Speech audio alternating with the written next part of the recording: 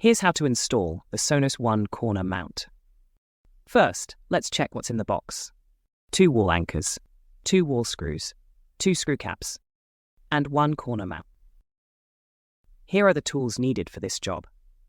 Now, let me explain how to mark and drill on different wall types.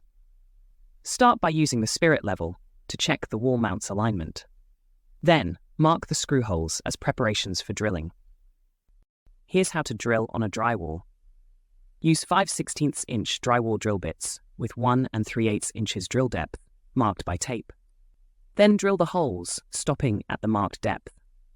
After drilling, insert the wall anchors to support the wall screws. Now let's move on to drilling on wood stud plyboard.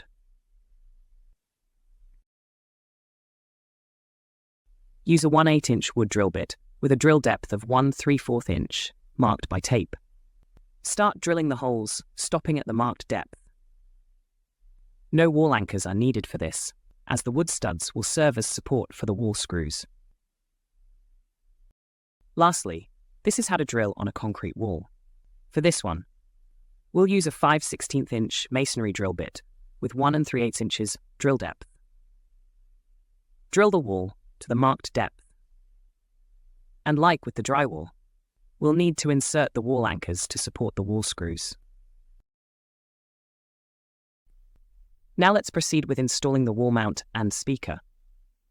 First, wedge the power cable into our new and improved power lock, which secures the speakers more tightly and securely than previous designs. Next, screw the wall mount in place using the provided wall screws. Then, cover the screws with the provided screw caps. Lastly, connect the speaker firmly to the power lock and power cable. And you're done.